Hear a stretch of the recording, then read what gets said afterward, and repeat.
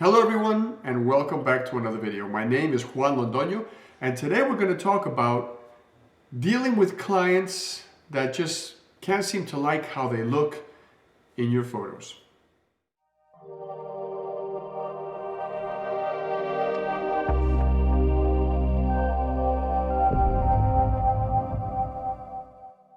The concept for this video was inspired by a quote by none other than, and you would never imagine that the world of photography would be quoting this gentleman, former President Abraham Lincoln, right?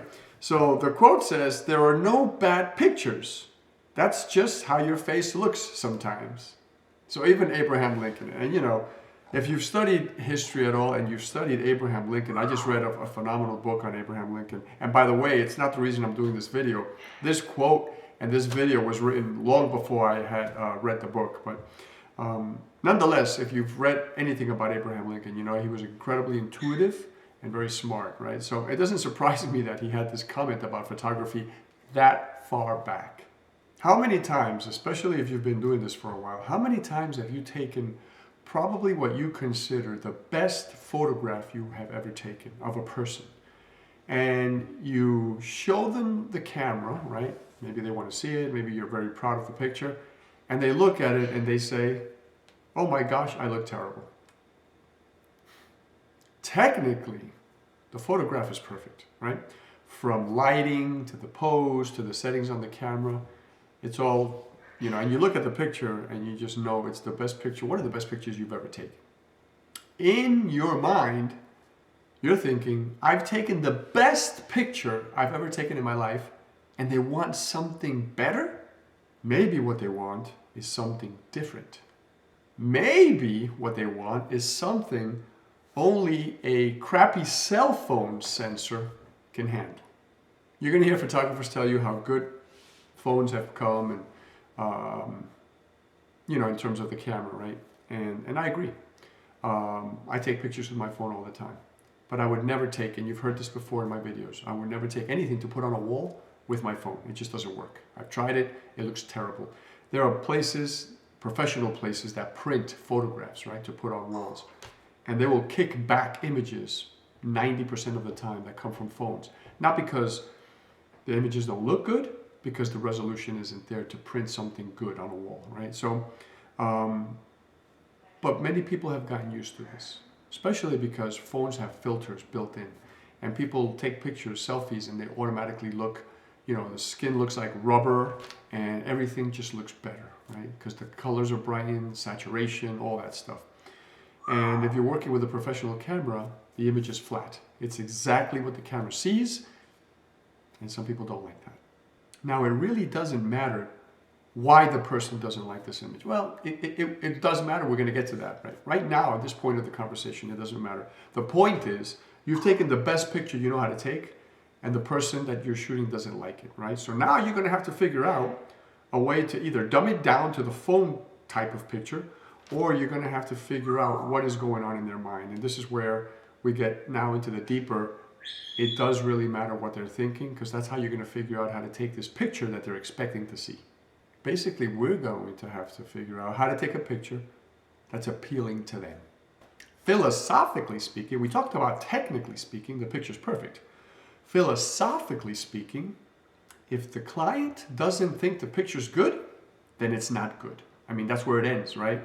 And that's a topic for another video. At this point, when the person looks at you and says, "I don't like the way I look terrible," what we really want to do is flip back a page and say, there are no bad pictures. That's just how your face looks sometimes. But you can't quote Abraham Lincoln because, well, for many reasons. If you want to continue with a lucrative photography business, then you're not going to do that. And if you want to get paid for this photo shoot, then you're not going to do that. At this point, I introduce the 3 tips that might help you. And for that, we need to put the camera down and do the following. Number 1 is the simplest, and we never think about it, right? It's ask the person, what is it that they're looking for? And we really need to listen, right?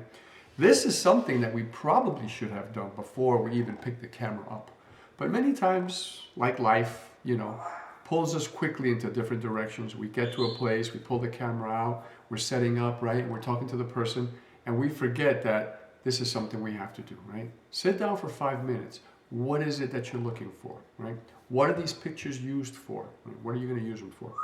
Is it for a website? Is it for your own family, album? Is it to hang on a wall? What are you looking for in this picture? Is there anything special that you're looking for? They might tell you, I want to look majestic. I want to look happy. I want to look serious because I'm always giggling and I'm always, cracking jokes. I'm trying to look serious. That's a huge direction for us as photographers, right? And we need to hear that. But for that, we have to ask and we have to listen. Number 2 is not complicated either. Ask to see some sample images, right?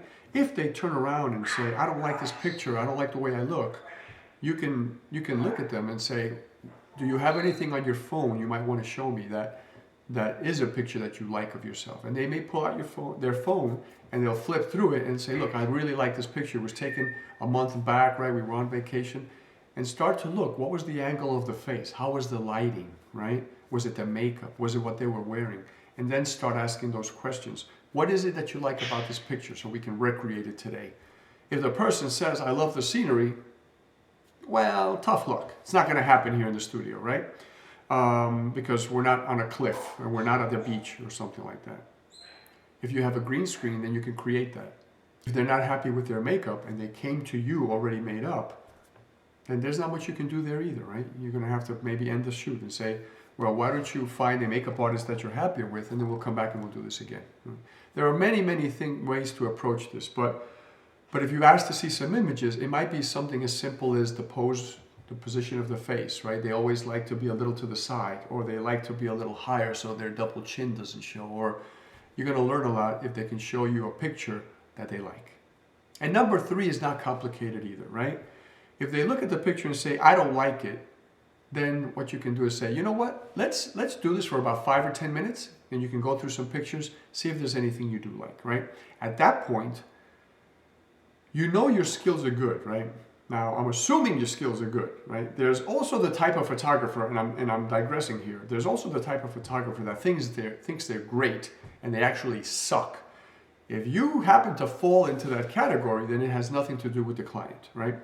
You're just a bad photographer, and no matter what you do, people are not going to like it, right? And you have to learn, you have to practice, you have to, read more, you have to, make sure you have a good camera and lens, blah, blah, blah. There are videos that cover all of that. This is not it. But assuming that we've, gone over those hurdles already, right? And those obstacles are no longer there. If you take that great picture that you just look at and go, oh my God, this is angelic, and then you show it to them and they say, oh, I hate the way I look. That's when you say, you know what? Let's do a few more, and then we'll sit down and we'll look at them together and see if there's something you like, right? And you try the face to one side, you try the face to the other, you try the face down a little, you try the face up a little, you try moving the lights around if you're using lights. You do that for about 5 or 10 minutes. You sit down and you say, look at these, and pay attention as they're scrolling through. And they're going to come to one of those pictures and they're going to go, oh my gosh, this is what I'm looking for, something like this, right? At that point, you know, right? And you can ask a little more if you want. What is it about this picture? There's nothing wrong with asking, right? Yes, we're supposed to know what we're doing, but we're trying to figure out what's in the person's mind. See, there's 2 different things going on here. It's our skills and what the person is seeking. And as photographers, many times we think we can't ask because they're going to think we don't know what we're talking about. But we can prelude those questions by saying, okay, I know what I'm doing as a photographer, but I don't know what you're thinking. So I'm going to ask you some questions so I can figure out what you're thinking, and then I can take a better picture, right? And when you do that, that's it. You've covered that ground, and you don't look stupid by asking the question. So you sit down with them. They tell you, this is a picture that I'm starting to like a lot, right? This particular picture you took, I really like. I want to head in this direction. What is it about that picture? Is it the angle of your face? Is it the lighting? They're going to look at it and say, I love the lighting, right? And of course, the angle of my face is good. Then that's what you do. You pose them in that direction every time. You make sure the lighting is the way, and then you just start making them look at the camera, look away, look down, same angle, same lighting, and you get the drift, right? The point is trying to figure out where their mind is. So what does this all teach us about going either on location or somebody coming to your studio to do portrait shots. So I'm looking down here and saying, well, we have those 3 tips, right? And the first one was ask, talk to the person. What are they looking for? The second one, ask to see some sample images. And then the third one, take a bunch of pictures. And you know, what that teaches us is all of this is fantastic, but maybe we need to do it a couple of weeks before the shoot, right? So ask what the person is looking for. You can do that on the phone. You can have a conversation. You can do that over a cup of coffee. Show me your phone. Is there any picture you have about you or that was taken of you that you really like? Let's talk about that as well. They can send you those. You don't have to be with them, right? They can send you those and you get an idea what theme there is, right? Is it the color? Is it the lighting? Is it the pose we talked about? And taking a bunch of pictures and showing them, well, that's going to be, hopefully you don't get to that. If you did number 1 and number 2, hopefully you won't need to do that, right? If you're still on location, you did number 1, you asked a bunch of stuff and they send you images and you're still taking images you love and they still don't like, then you resort to tip number 3, which is take a bunch of stuff, sit down with them for a few minutes, right? Make the environment cozy, right? Say, let's get a cup of tea, let's get a cup of coffee. I have some hot green tea. If you don't have a beverage with you, even though we're coming to the end of the video, get yourself something to drink. Don't forget, keep hydrated. You can pause the video and come back. But either way, you want to make it cozy for them, right? Pull out some crackers, some tea, some coffee, whatever it is they like, right? Water. And give them the camera. And if you're looking at it on a computer, that's fine. Let them go through it for a few minutes. And that way they're comfortable, they don't feel pressured, and they're going to tell you what they think. And that's only if 1 and 2 didn't work, right? Then you resort to tip number 3. But that's it. That's basically it. I hope you found this video useful. I try to make it a little quicker. And let me know what you think in the comments. Is this helpful? Is this kind of taking you in the right direction? Have you had this problem before? If you have, let me know. So down below, please like, subscribe, and I will see you all in the next video. From the bottom of my heart, always. I love you guys, and I love that you come and hang around with me. Stay safe, and I'll catch you next time. Ciao for now.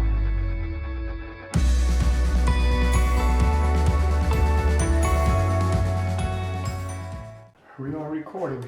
We are the world. We are the children. Love that song.